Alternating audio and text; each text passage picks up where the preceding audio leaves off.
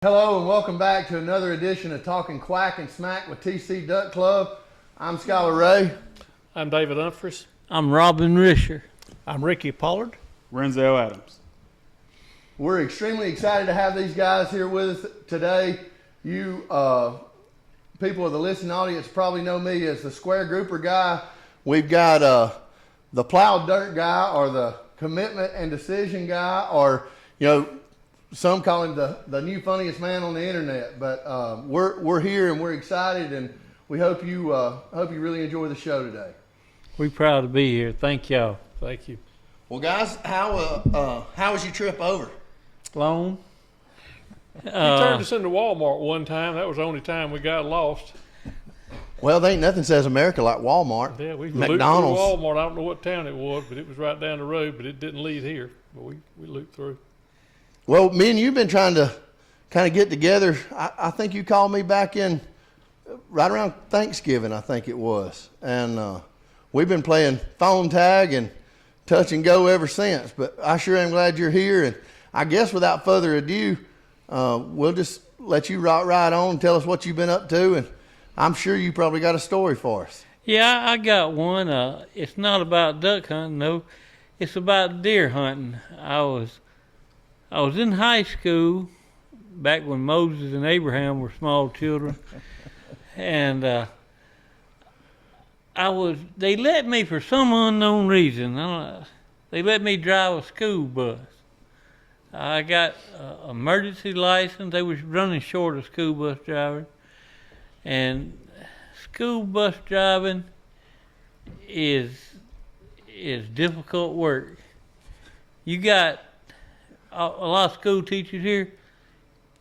You got to drive a bus and keep from killing somebody, and you got K through 12 behind you. You got people in the back of the bus meeting Maslow's hierarchy of needs, lowest level. You think about that, and like I say, you got to keep from killing somebody. And I was driving as a high school student. And I was driving one year between Thanksgiving and Christmas vacation. And Monday morning I saw a little 6-point cross the road. Tuesday morning I saw the same deer cross the road. Wednesday morning I saw him cross the road. Thursday morning I had that 30-30 stood up about in the bus light. I eased my window open just before we got to the place. Sure enough, I seen him. I was chucking holes all over youngins back there. Ducking and dodging. And I hit the deer, and we pulled him up on the bus. I threatened them youngins with a lie. I said, I won't never take you home if you tell the principal. I said, we'll just ride forever. We took him up to the field house. My dad was a football coach. We turned the showers on, all of them on cold, wide open. We dressed that deer in the shower, gave the meat to the janitor. He promised he wouldn't tell nothing. And we lived to hunt again. I wouldn't have told that. It's funny you talk about driving a school bus. They warn us as teachers, be careful, taking students anywhere in your personal vehicle or whatever. And Brother Ricky, he was the preacher at the church where I grew up and went to church pretty much my whole life. And he's a school bus driver now. Could you imagine shooting a deer out the driver's side window of a school bus loaded down with kids? Well, I see enough of them during the wintertime. I put my stop sign out before I shot it. Yeah, I've seen plenty of deer from my school bus, but I was afraid to put the rifle on there. I knew I'd lose my job. Well, I think you may end up on Nancy Grace instead of TC Duck Club podcast if you was to shoot one of them deer going down the road. But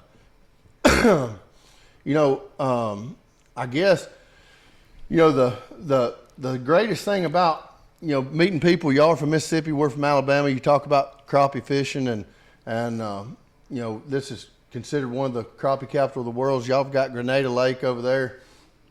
Some of the greatest days of my life was spent up at our my grandmother's old home place, crappie fishing. And we go up there, and since Brother Ricky's here, I can probably get forgiveness from this guy later on. But my dad had a good buddy named Patrick Walker, and me and my daddy and Patrick Walker and Glenn Garman was sitting on the pier, and my daddy could catch a crappie in a bathtub. He'd catch fish where there wasn't no fish. That's like my son can go to the bathroom and hear 3 turkeys gobble. And we're sitting up there on that old rundown pier, and it was just built out of hopes and dreams. It was just rickety, and the spacing was about, I don't know, probably 3 or 4 inches just to save lumber. The boards, the walk planks didn't touch each other, so the further apart you got them, the less number of boards you have to put on them. So anyway, we're all sitting up there, and there's a lot of weight. Me and Scooter and Patrick Walker, we call him Scooter. So me and Scooter and Daddy and Glenn, we're all pretty big boys. We ain't never shied away from all you can eat buffet or a box of Little Debbie cakes. So we're all sitting out there, and I don't know what the weight limit was on that 1960, 70 model lumber that we were standing on, but we were just about to find out. My daddy's sitting in a chair. He had liver cancer, and he was going through chemotherapy and radiation at the time, and he's just sitting there, and he's just flipping that little old jig out there. And about every cast, he's just flipping it. He just barely was strong enough to hold the rod, but he's just flipping it out there. He was just reeling it in. And he'd catch one about every cast. Well, me and Glenn and Scooter and Daddy, we're just having a conversation, we're just out there talking, not really, we'd rather be there talking than catching fish, but just so happens we're just kind of doing a little bit of both. And old Scooter gets a little bit excited because the float on the other side of the pier goes underwater. So he's going to run over there and get it, and he moves too fast, and when he turns to move, he steps right in the middle of that 2x8.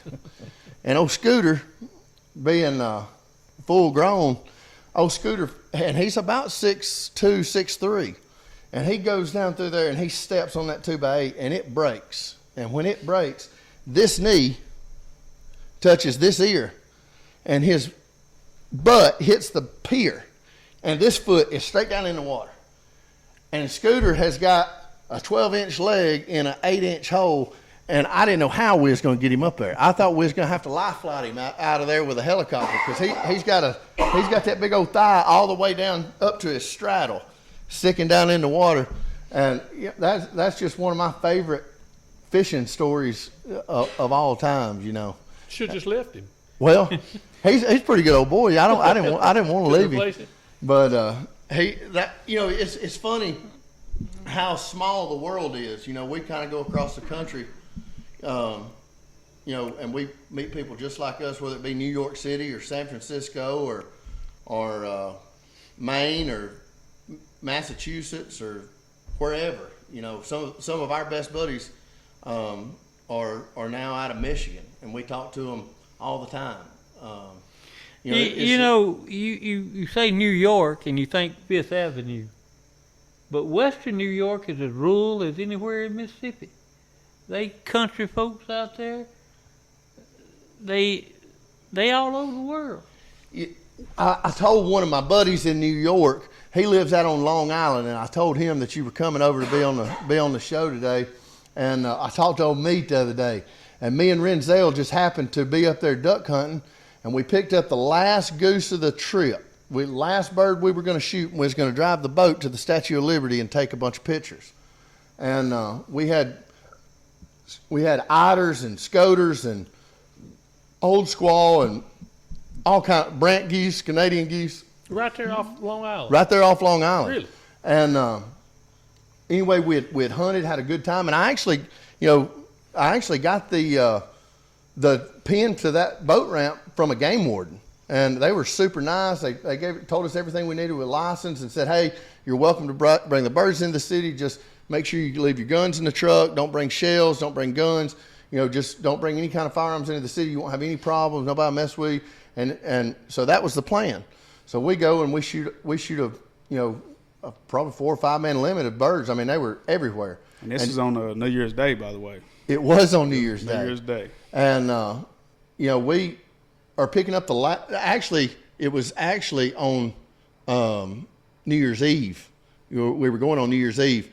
Remember, because we pick up the last bird, and we tear the foot completely off the boat. And we're 4 or 5 miles away from the boat ramp out in the bay there, and just have to just barely. I mean, I didn't think it was ever going to get back, because if you put it too much throttle to it, it'd kick it out of gear and start grinding. So anyway, we call the only boat place that's open, and it was Dockside Marine, and they happened to have a foot that fit our motor. Not just a foot; they had a whole motor ready to go for us. I mean, it was sitting there on the stand, ready to go. We could have bought that motor or swapped them for that motor, but they was some pretty good old boys. Talking about country people being out in New York. they were just salt of the earth. Yeah. I mean, they were. And anyway, we told them what we were doing. They said, "Have y'all ever done it?" I said, "No, we ain't ever done it." And he said, "Well, since y'all have come all this way, how would y'all like to go brant hunting the next morning? And we'll just go tomorrow." Because it was rocking on into the afternoon, and we didn't want to be in that water that we hadn't ever been. So we said, "Yeah, we'll go brant hunting in the morning."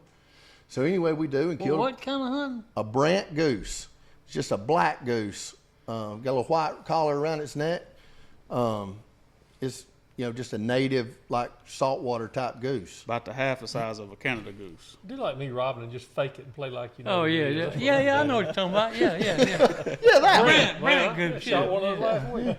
Yeah. So anyway, we ended up killing a brant goose with them that morning, and had a really good hunt. We loaded up, and we took the guns back to the boat ramp and drove on into the city. And that was the first time that I had really ever been to New York City, and getting to go through Queens and the Bronx and everything. It was awesome. And it had rained all morning, and it kind of stopped, and it was real foggy. Extremely foggy. And we're following the GPS both on our phone and on the dash of the boat, and then all of a sudden the Statue of Liberty just appears out of the smoke, out of the fog, and it was just unbelievable how big New York City was. But those guys are just like us. They love to hunt, they love to fish, they're good folks, and you led to believe those Yankees they're bad people, but the northern folks and southern folks, no matter where you go, you'll find good people. And mainstream media today, in my opinion, just kind of leads you to believe that there's more bad than there is good, and there's some days I may come home and agree more than others, but I just refuse to believe that America's still not the greatest place on earth. Amen. With some of the greatest people on earth. Yeah. And I couldn't think of a better group of guys than to have here than y'all. But one of the greatest things, I guess, about being in America is our military, and our freedoms, and the liberty that we get, just being a red-blooded American. Just being alive and free on the earth. But I think one of the biggest reasons that is because of guys like you that are in law enforcement. And you were a state trooper for how many years in Mississippi? 28. 28 years. That's almost as long as I've been alive. Oh, don't do that to me now. Yeah. Hey, you making him show his age now. Be nice to you, I guess. 28 with them and 3.5 with the Department of Corrections as a retiree job. But I've been, I don't care where you go, you'll run across people like us or people from here. I was in Alaska. I forget what town. We were on the ocean front there and went to a tourist shop, got to talking to the man running it. Found out we had lived a few blocks from each other in Columbus, Mississippi. We knew the same people, shopped at the same places, and just, home folks everywhere. So and people up there were just as nice as they are here. I bet you never had a boring day in the day of a state trooper in Mississippi, did you? You have, law enforcement, they say, is a lot of boredom and then a few minutes of sheer terror. There's a lot of truth to that, because there's a lot of waiting, and then you'll have something pop up that's exciting or dangerous. Yeah, it's I miss the people, though. I don't miss working. I'm glad to be retired. 28 years is a long time at any job. But enough's enough. And I'll tell you when I knew it was time to go. My major said that any time there was a major incident, something big, he'd gotten burned somehow. Somebody didn't report a big thing. He said every captain has to personally go if it's a big event in his district. Our district has 10 counties. So usually a captain works 8 to 5. That's just the truth of it, because you're managing, you've got field supervisors. So I'd been working in office for years and gotten pretty soft. The phone rang one night and the radio operator said, well, you've had a shooting in Columbus. That's 65 miles away. And you've got to, they said, Major said to call the captain. And I thought, dang, man, so after dark. I wandered out, I got my uniform on, went out in the dark and got my patrol car and finally found the headlight switch, and it was sort of embarrassing. And got out on the 4-lane, Highway 25 we were just talking about a while ago, and eased up to Louisville and ramped up to Sale Barn, where you used to live. And by the time I got there, got on the 4-lane, I sort of feeling my oats and turned on the blue lights, and I called myself getting into that Ford. And I thought, I was burning it up the road, and I turned on the radio, and it was playing Leonard Skinner, Sweet Home Alabama. And I turned the juke up loud, and I flipped my blue light on. I was sitting back there thinking, I'm back. I'm back, wide open, Mark II up the road. I'm still one of the boys. And I was tearing the road up. I glanced down to see how fast I was going. 65. And I knew then that I was old and it was time to go. That was my sign right there. Time to go. 65 miles an hour. Reached down, cut off the radio, cut my blue light off, and just went on up there with the rest of those geezers.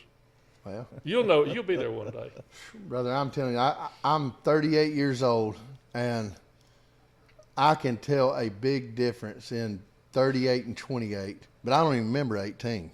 I'm telling you, I thought I was going to have a hip replacement by the time we got out of that truck. I mean, I would have bet money, and I'm not a betting man, but I'd have bet money they swapped that leather seat in that F-250 with a concrete block while I was asleep at some point in time as a joke. But I mean, I had to go to the chiropractor and the doctor and get a shot in my hip. I couldn't sleep on it. I mean, it was awful.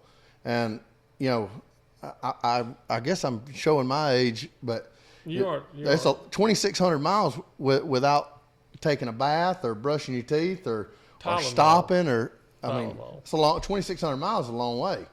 And I guess it just makes me respect Burt Reynolds in that Trans Am just a little bit more, because he went 2,800 from. Well, what if you travel with a couple of old guys? I told my son, he called on the way up here. I said, yeah, we're way over in Alabama. I said, we're going to name this trip Bathrooms Across Bama. We don't miss one. We stop at all. Listen, I got to tell you, this is a little off color, but it's worth it. We stopped and pulled up in an old logging road, had a gate on it. I wouldn't tell that now. And we took care of business there, and then all of a sudden we turned around, a big sign said, smile, you're on camera. He said, you see that sign? It's on my side of the truck. Well, it ain't nothing you can do except Well, if they hear the podcast, they may post a couple pictures in there to validate your story. Oops. Well, Brother Ricky, you sure have been sitting over there quiet. I don't know if Miss Joan got on to you before you left, told you behave or what, but you're normally pretty talkative on Sunday morning. But well, that's a different situation. Well, just a tad, but I appreciate being here. I was thinking about your dad. You talked about Ricky Ray. I'd been pastoring Pine Grove, where I was blessed to stay for 30 years, and Skylar grew up there during that time. But early on, we started seeing the church grow. And so Jake Coker, my Sunday school director, said, why don't we set a goal for Sunday school, preacher? He said, let's set a goal to get 200 in Sunday school.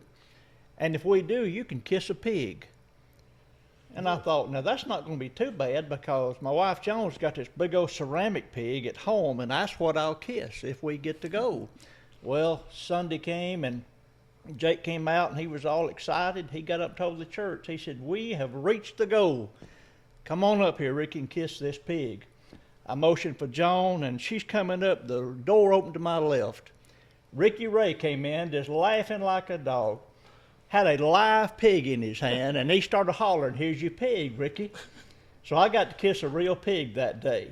You know, you have just took that story right out of my repertoire, because I thought about that all day long today. That was my favorite memory.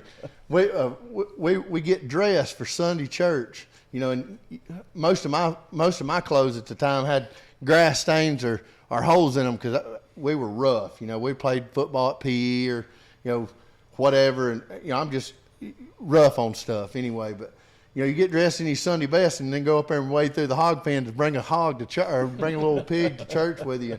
I thought that was the coolest thing ever. But They did that to me one time when I was coaching.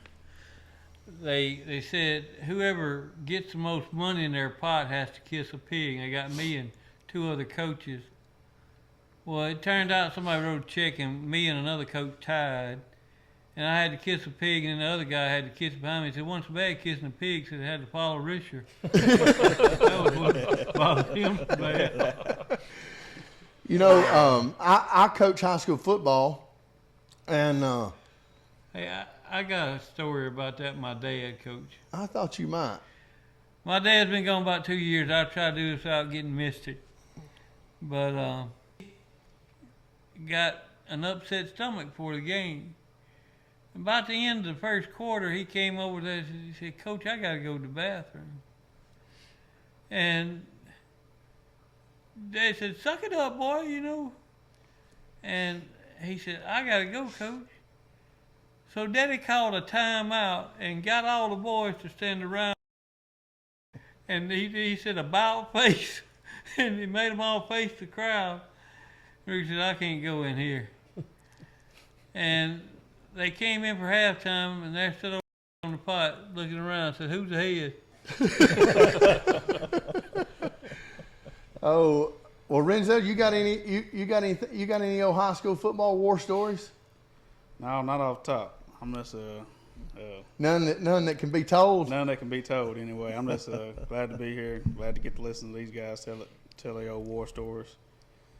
Well, I told Robin on the way up here if he was gonna, if we'd have let everybody come in today that wanted to meet him, he'd have had to stop at the Leesburg Bridge and shake hands and start meeting and greeting everybody. He's as common as Little Debbie around these parts. And, Yeah, he would have to get him a sign-in book. well, That's hard for me to believe, but I trust y'all on that. well, you know, the thing about a small town, it doesn't take much to get people fired up and get people, you know, excited or whatever. But in the spirit of Brother Ricky being here, and you being a you know, Baptist preacher or whatever, and you know, I just would like to tell you, I guess man to man, the first time or for the first time, you know, I can't tell you how much I appreciate you and the people of Piney Church and the Cherokee County community for what you done for me and my family during that time that my daddy was sick, and the people at in Cherokee County and Piney Church, you know, they were a big part of why my dad lived so long. You know, when you get a death sentence of 3 to 6 months to live, you know, and being so young as what he was, you know, I can't imagine what that was like, and you know, I'll never forget the Sunday morning when we sat down. He had told me that night, on Friday night, and we'd come home from a Halloween dance, and then he told the church on Sunday morning, and that's something I'll never forget. And you know, how y'all, you know, just reached out and embraced him and me and the whole family, Sherry and Kyle and Anna and you know, my grandmother. I mean, the way the town just, you know, really just took us all in. I mean, it really saved my life. I mean, it really did, because Well, Ricky was a great guy, and everybody loved him. And that's the great thing about Center in a small town. You know so many people, and it's like family wherever you are. And, you know, you're talking about meeting those folks up north. We had a guy in our church, remember Skylar, named Chuck Benz. Yeah. He was from up north. And Chuck never did learn the southern ways, but he was a good old guy. But one week I invited a former pastor to come in and preach, Ed Kugler. He had pastored Pine Grove years ago in a smaller church. So I called Ed and asked him, would you come preach for me? He said, yeah. Well, he came and preached, and people were just excited. They were coming by after the service telling him how much they enjoyed him and loved him. And Chuck walked up, and he meant to thank him, and he said, preacher, that was a hell of a sermon. And I'm standing there thinking, what am I going to do with this? And Ed just laughed. He understood what Chuck meant. Chuck was thanking him, and telling him that was a good message. But the way he said it just really got me that day. Yeah, I mean, Touched you. yeah, it's I mean, you just never know, you never know what's going to happen in life, and being able to be around, guys like y'all and know y'all and y'all be willing to come on and do something like this for me or Renzel or for the guys that are listening. We try to keep this as funny and as wholesome as you could, but you just never know what's gonna impact somebody or whatever, and that's probably the biggest enjoyment I get out of teaching school. I taught elementary all the way through high school, and those little elementary school kids, they can't wrap their brain around why Coach Ray's at McDonald's or Walmart or something, and it's just such a blessing to be able to be around those kids, and be able to coach them and teach them through the week, but you never know what they're going to say or do. And along the same line of you talking about old high school football stories, I was coaching at Cherokee County, and we had this old boy on the team, good kid, and he was a junior, and it's about this time of year we're getting ready for spring training, and it's first day of spring training, wet outside, kind of cloudy and overcast, bad cool conditions, but we're practicing. First day of spring practice, first day in pads, we're going out, we're gonna separate the men from the boys or whatever. And this kid had a state championship ring.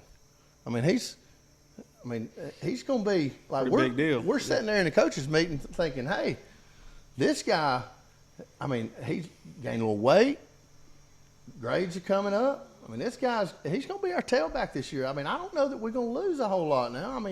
This guy's gonna be the guy. Well,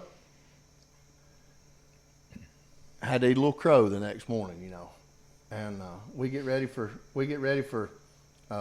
practice, and I'm walking down through there, and I say, man, where's your cleats at? Where's your cleats? He said, oh, Coach, man, somebody done took them. I said, what? He said, Coach, man, I don't even need none. I said, yeah, man, it's wet. You got to have some cleats. I said, what size you wear? He looked me dead in the face. He said, medium, Coach. I said, what?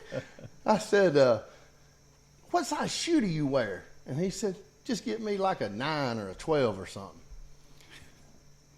And I said, dude, what number would you prefer? I'm fixing to go back here and get you a pair of cleats. What number would you prefer? He said, Coach, it don't even matter. So I went back there and got the kid a pair of cleats, and he ended up being an all-state tailback and linebacker for us. And he was such a funny kid. And there's hundreds of stories of things that I could say or stories that I could tell about, what you hear. And, I guess I should have wrote some kind of, diary or something about all the funny stuff that these kids say at school. But You need to, because you'll forget it, just like your own children. You'll think, I'll always remember that, but you won't. I have a diary that I keep a little bit in, and I've written a couple of short books just for my kids to remember me by. But your reward's going to come in 30 and 40 years. You remember this. Years from now, young men will come up to you, and they'll tell something that you said or did that meant nothing to you, that you don't remember, and you might not even remember them. And you'll find out then what an impact you've had on young people's lives.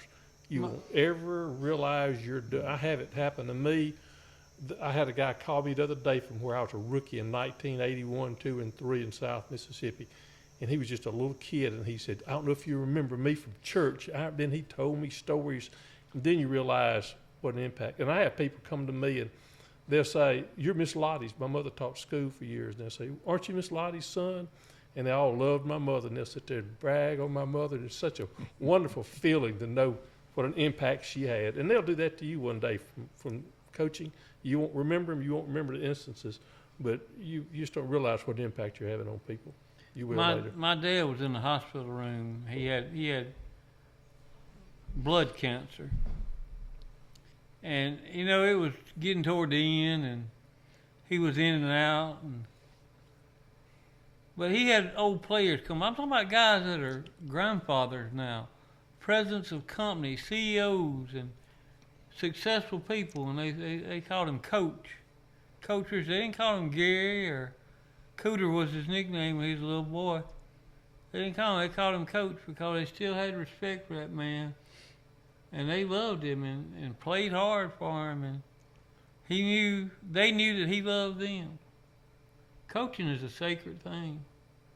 It really is, and it's I've been extremely blessed to play for some guys that are just great coaches. I mean, I think the world of my middle school coaches, high school coaches, college coaches, and you know, I mean, I've worked with some guys that are just extremely great coaches, and you know, just being around ball. You know, like guys like Pat Sullivan, Mark Rose, Trip Curry, Steve Smith, John Holliday, Ernie Willingham, Paul Benefield at 5. I mean, it's just, you know, it's just always been a way of life, kind of, you know, for me growing up. You know, if I ever got in trouble at school or, you know, made bad grades or you know, any kind of discipline problem or whatever, you know, I was getting a dose of the leather belt. You know, my daddy he could take that leather belt off, and that's half a hide of cow leather to make him a belt. You know, he's he's a big old boy, but he could get that thing off quick as a hiccup. But you know, it always ended up being some kind of some kind of punishment involving ball. You know, because I thought if I didn't get to shoot basketball or throw a football or field a ground ball, you know, I thought the world was going to come to an end. But you know, coaching is just I mean, I don't know what I'd do without it. I'd probably pay them to let me coach. But well, why is it that you hear all the good stories about coaches, but it seems like everybody that were mentors to me when I was growing up hunting were all outlaws? Is that just me? Because we was hungry. I mean, it seems like all the old guys I grew up around, I can't, boy, old Uncle so-and-so sure taught me how to obey those game laws. Well, we checked that sunrise and sunset and stayed on those bag limits, and everybody I knew was sort of an outlaw, and coaches, like you said, that's on a higher platform, I guess. But I've got some buddies in a hunting club with Brother Ricky, and I don't know if he's going to sandbag or tell the truth. We ain't at the church house, so I don't know if he'll tell me the truth or not. But they've got some big deer tied out over there in that hunting club. I've seen the game camera pictures, but we're fixing to put Brother Ricky on the spot and just see how honest he's going to be outside of Sunday morning service. But tell us about some big deer over there in Cedar Bluff, Alabama. Well, we've got some good deer. We put in a 14-inch spread roof 2 years ago, and this past season, I'm the only one that registered a buck. I killed a big 10-point the first day of gun season, but nobody else registered one, so I don't know if they killed it. Well, not that I know of. All I know killed after that was some does, but we're gonna have some big bucks this year because I saw a bunch of small 8s this year and 6s, and I know they're in there, and we just got to get back and get them. But Reckon where I need to park. I don't want to get in nobody's way. How you gonna drive that school bus? Yeah, I know something else that was killed over there a bunch of time, and you know I'm gonna have to poke fun at the old boy that went to the Everglades with me on episode 1. Richard spent a lot of time over there, and he had game cameras out, and he was going over there 2 or 3 times a week putting out corn. They was eating him out of house and home. And this started in July. And Richard now he's a hunter. I mean, he's a hunter. He's a fisherman. He's got a nice boat. And, you know, he chases those deer pretty heavy, and he duck hunts with us. But, you know, he was like, man, I don't know what it is. He said, I guess they smell me. He said, I've washed every piece of clothes I've got. I don't know what it is. But he was trying to catch up with this deer. But I think it kind of, Richard is married to My niece. your niece. And I think it tore him up that Brother Ricky went over there and laid one down on opening day. And he kind of felt like the odd man out. But, Richard would get tore up, won't he? Yeah. Oh, Richard, he been. It went from the lack of effort. I promise you. Every time we called him on the trip, he was out, you know, getting ready, put corn out or going sitting in the woods. Yeah, he didn't go. You know, he went up the East Coast with us last year, but didn't go up the West Coast with us because he's over there chasing that big deer. So that'll tell you what kind of deer he's got over there. He had one, I think, one particular deer he was trying to hunt. And he never did get it. He's got some pressure on him. Oh yeah. Oh, and we're hounding him the whole time. I said, man, you know, are you falling asleep up there? I mean, you go to take a nap or just get out of the house or what? But anyway, we have had such a good time with you boys being here today. Do you have one final last laugh story for us before we can get out of here? I hate to pressure you and put you on the spot, but we done it to Brother Ricky, so I hope you save the best for last, and if not, we can just edit this part out. Well, if y'all want to hear a repeat, I can tell a repeat, but as far as fresh off the press material, I don't know if I got any more that's podcast ready. Well, if you're asking us about a repeat, I think I need to know about the latest, greatest hit that's out right now. I need to know about that Murray lawnmower incident. Bud and Traveline? Yeah. Well, Bud and Traveline are great people.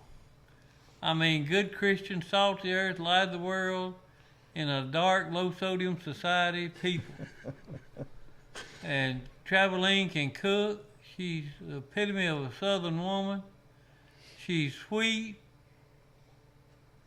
Bud's a hard-working man I've ever seen, but he stayed in a hurry. And this kind of fellow Bud was. He took a hammer and knocked every safety feature off every piece of equipment he had. He didn't want to be hindered, slowed down by that. And he was constantly taking these old long steps, walking fast. And one day he had a Murray lawnmower that had quit running. He wanted to pull it down to his mama's house. We call her Nanny Frank. And he had a big 1-ton Chevrolet truck. I mean, with a 454 in it. That thing was thirsty. And he told Traveling, said, come here and pull me over there to Nanny Frank's in his lawnmower, because he had his reasons to take his lawnmower over to Nanny Frank's. And Trav thought, as long as I'm on this driveway, I need to take it easy. And Bud had wrapped it was a clothesline there handy, and he wrapped it around that ball, put a half hitch in it, tied that Murray up some way, and he was about 6 or 8 foot behind the truck. And Trav thought, well, as long as I'm on this driveway, I need to go slow. But when they got out on the county road, where it was not uncommon for somebody to do 70 coming by their house, she thought, I need to get off this in a hurry. Son, she let the big dog eat with that big Chevrolet 1-ton. She got off in that thing, and Bud said, black smoke balled out from under that thing, and here I go, I'm on that Murray doing 40. He said he'd touch a wheel. I mean, he ain't but 8 foot from the bed of this 1-ton. He said, to my horror, Traveling slammed on the brakes and swooped it in at Nanny Frank's. He said, I just held her true right there. It would have killed any of us. Bud was so tough. That praise the Lord, that clothesline broke, but it didn't break before that Murray was doing somersets over there. And he was going to just chew Traveline out. He's taking them long, hard steps up there to her. When we got up there, Traveline let the window down about that much. She said, Bud, if I'm gonna pull you, you gotta follow me. And she let the window up and left him standing right down at the road.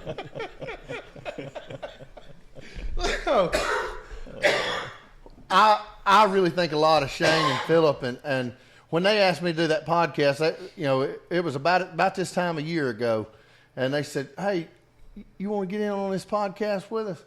And I thought we was going down to Terrapin Creek to throw some kind of cast net. I didn't know what a podcast was. I had no idea. And anyway, they was like, "No, we want you to tell that story about getting pulled over by the Coast Guard." So anyway, when I'd done that, this whole square grouper deal kind of went crazy, kind of like you're talking about with Plowed Dirt, and mine's nothing like what happened with the commitment and decision and the Plowed Dirt story, and I'm sure this Nanny Frank story that you're telling about the lawnmower is going to go absolutely berserk, and just to hear the way you commentate life is just awesome. And Well, thank you so much.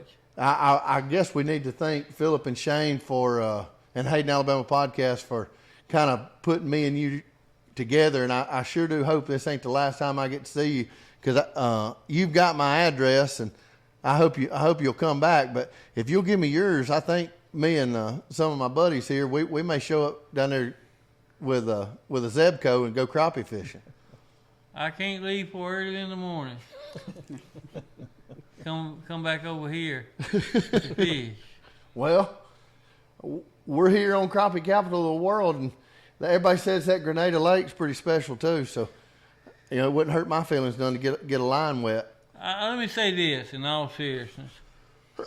Shane and Philip do a great job of that, but what I've learned about doing this is the thing to hunting and fishing ain't a 9-pound bass. Of course, I'd love to catch them. Ain't a big old buck. I'd love to kill a big buck. It ain't a good strutting gobbler. I'd love to kill a long-spurred, long-bearded gobbler. I even have called to some ducks, and they've cupped up and come in. And all that's great.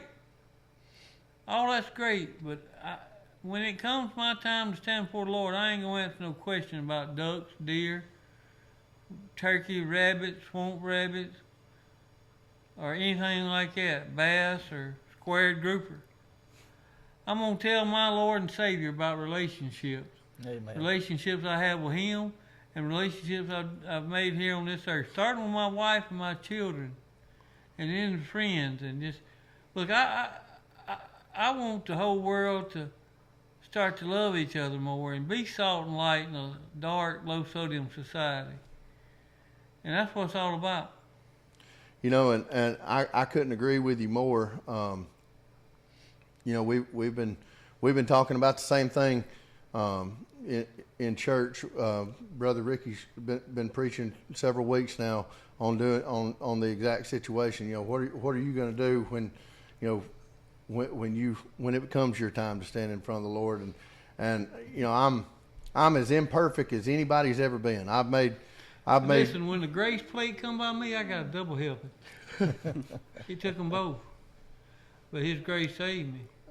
I'm as imperfect as anybody's ever been, and me too.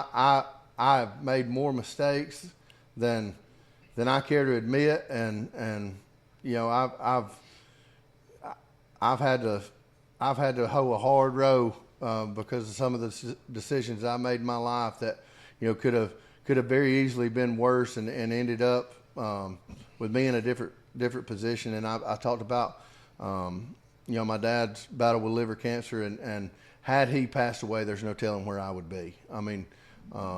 I didn't handle it very well, didn't know how to communicate to people what I was going through, and I burned a lot of bridges and made some just very immature, childish, selfish mistakes. And I'm living testimony that as long as you're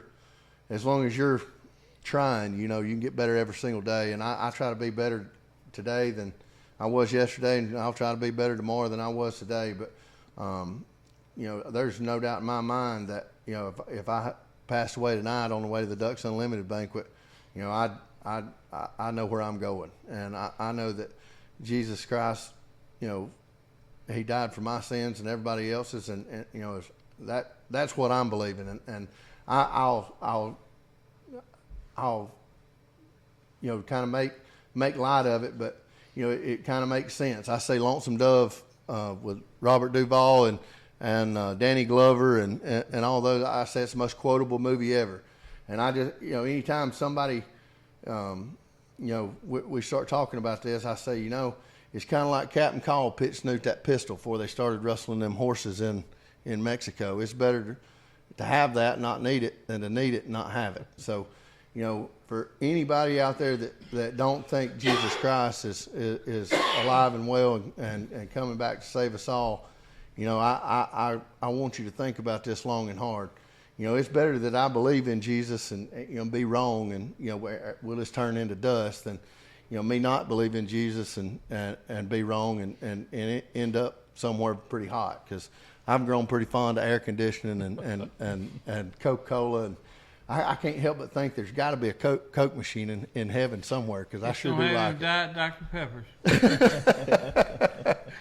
Well, my wife's pretty fond of Diet Dr. Peppers, and judging by my waistline, I probably could use a few diet drinks. Let me give you one more quote out of Lonesome Dove. Lori was wanting to get to San Francisco, and finally Gus told her, I said, I'll take you to San Francisco. He said, but Lori, life in San Francisco is still just life. And listen, all this world has to offer is terminal. The best duck hole in the world is going to dry up. The best fishing in the world is going to dry up. The best hunting in the world is going to go away.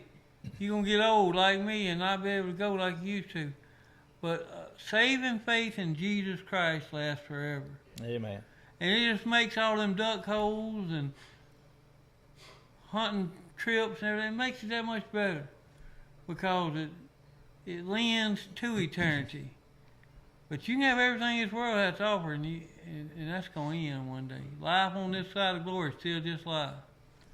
But life with the glorious one, life with the Savior, life with the one that loved us, is eternal.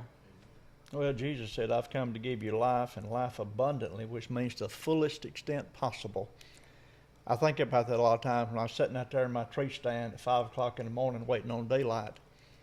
Most folks have never seen the world come to life. But it's a blessing to sit there and watch it come alive. Amen. And know that He's bringing it to life. But it's a greater blessing to know I'm going to be with Him forever one day. That's better than anything in this world. And if you don't know the Lord out there, it's time to get to know Him. Introduce yourself to Him. He wants to get to know you. Amen. Well, I think that'll just about do it for another episode of Talking Quack and Smack with TC Duck Club. I'm Skylar Ray. David. Robin. Ricky. Renzo Adams. We hope you enjoyed this episode and stay with us, because we're going to keep killing them.